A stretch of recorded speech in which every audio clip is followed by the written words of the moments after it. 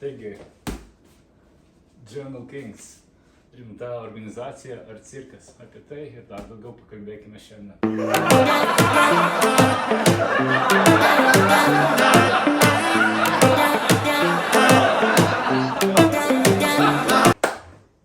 Sveiki visi. Taigi, kaip ir dauguma iš jūsų, pasižiūrėjau Nepatogus klausimai su Rolandu Mackevičium Delfi kanale, kur jis kalbino Dominiką Dirkštį. Paskaičius visus komentarus, nebuvo nei vieno teigiamo komentaro, kol aš jo neparašiau, o parašiau, kad tik tokie tikslas siekiantys žmonės kažką pasiekia, nes reikia turėti viziją, reikia turėti svajonę ir link jos eiti. Dauguma tikriausia Dominiką keiksnoja už Jungle Kings, todėl šiandien ir pakalbėsime daugiausia apie jį. Tai nėra tik tai toks visiškai apie Jungle King straipsniukas, tai yra apie apskritai, kas tai yra ir kodėl tai yra, kodėl tai atsirado Lietuvoje. Taigi, YouTube platybėse yra labai populiarus, paskutinius gal 2-3 metus išpopuliarėjo toks kovinio sporto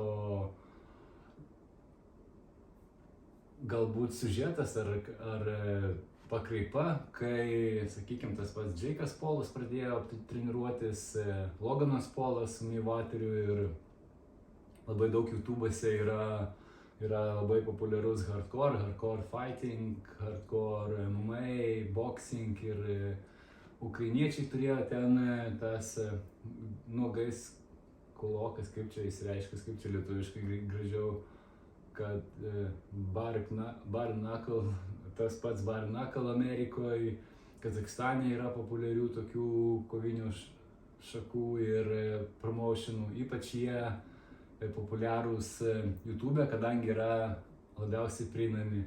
Taigi tas pats Jungle Kingas man labai primena tai, ką aš matau dažnai YouTube ir tai tiesiog yra pirmiausia toks kaip projektas dėl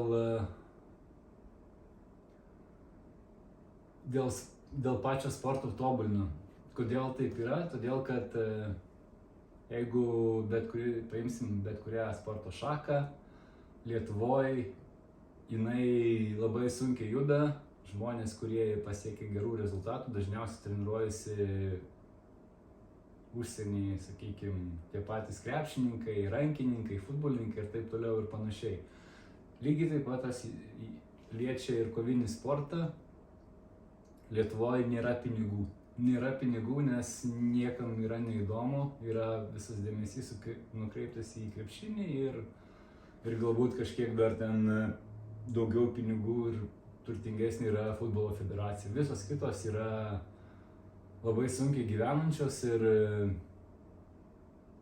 ir vos galų su galu sudarančios federacijos. Aš labai džiaugiuosi, kad atsirado Lietuvoje toks Jungle Kings, kur propaguoja sportą apskritai. Tai pirmiausia, atmeskim visus ten tuos šūdų drabstymus, visus tuos dalykus, kur yra, kad tai yra cirkas, klaunai, ten visokie kitokie, mibachai, minedai ir visa kita. Ne. Pirmiausia, jie propaguoja sportą. Kuo daugiau žmonių eis į sportą, nesvarbu, ar bus tai krepšinis, ar plaukimas, ar rankinis, ar kovinio sporto menai. Taip, žmonės vis tiek užsiims kažkuo, kažką veiks, darys, sieks, pasieks ir visa kita. Aišku, šiek tiek kovinio sporto šakai, MMA ir visoms kitoms meškos paslaugą padarė keli nuskambėję įvykiai, į kuriuos buvo įsivėlę kovinio sporto šakų atstovai. Jurbarko skandalas, dar ten keli buvo po to ir tai tikrai populiarumo neprideda, bet Jungle Kings yra labai geras projektas.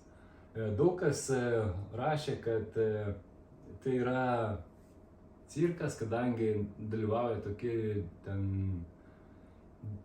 dalyviai ir veikėjai kaip Laurynas Meibachas, kaip Mindaugas tas Minedas, dar ten visų kitų, aš ten labai daug jų nesu žiūrėjęs, bet tai tam, kad visa tai vyktų, reikalingi populiarūs veidai, populiarūs žinomi veidai ir tarkim tas pats Minedas, tas pats Meibachas, ten tas, mačiau dar tik tai ten, žinau tik kažkokį Petrą iš kažkur, tai nežinau, nes su Meibachus ten kovojo ir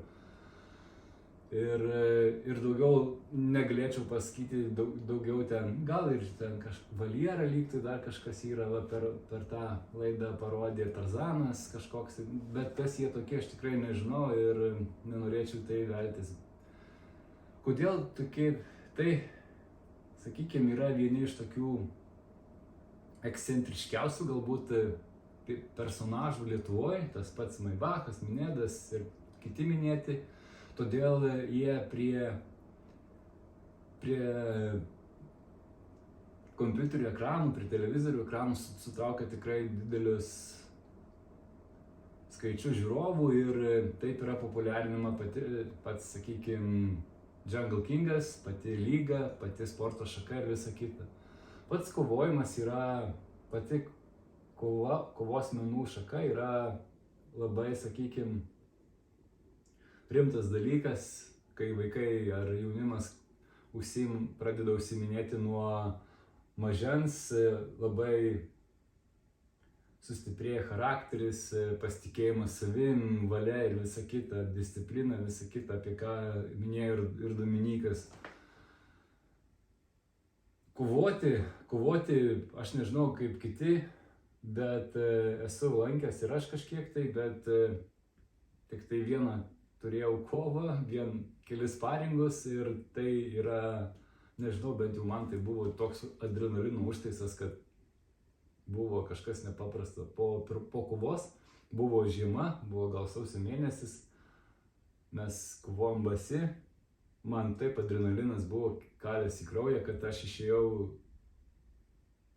į mašiną ant kojinių, nes nesugebėjau net batų užsidėti, man taip rankos visas, va taip adrenalinas mušė, kad mane visą purtė net. Aš sėdėjau mašinui, šalta, negalėjau net užvesti, nes nepataikiau rakto, bet po kokių tai 20-30 minučių viskas taip aprimo, tada aš įsijungiau, pradėjau šildytis ir visa kita. Tai yra tikrai rimtas dalykas, nežinau kaip ten kitiems, kaip ten Laurynui buvo, kaip ten Minedui, ten visiems kitiems, bet man tai buvo toks adrenalino užtaisas, kad gyvenime daugiau nesu tokio greičiausiai patyręs. Tai va, aš tikrai nemanau, kad tai yra cirkas, tai yra, sakykime, projektas, lyga, kuri tikrai tikiu, kad su laiku iškils į labai didelius reitingus turinčią organizaciją ir konkuruos, ar bent jau taps, sakykime, panašiai kaip KOK, gal ir populiaresnė, jeigu sugebės pritraukti ir populiarius youtuberius, sakykime, ar ten tiktokerius ne tik iš Lietuvos, bet ir iš Latvijos, Estijos, Lenkijos ir kitų pasaulio šalių. Taigi, mano verdiktas būtų toks, kad tai yra labai geras reiškinys, labai gera organizacija, labai linkiu, kad jie ateityje vystytųsi ir siektų savo tikslų. Pačiam Dominykui palinkėsiu labai gerų ir didelių pasiekimų ir sporte, ir versle, ir visoje organizacijoje. Taigi šiam kartui tiek, jeigu turite kažką pasakyti ar nesutinkate su manim, parašykite komentarą, pabendrausim, pakalbėsim, aš visą laiką atsakau ir tiesiog padiskutuokim. Ačiū Jums labai visiems už peržiūras, iki malonaus, iki.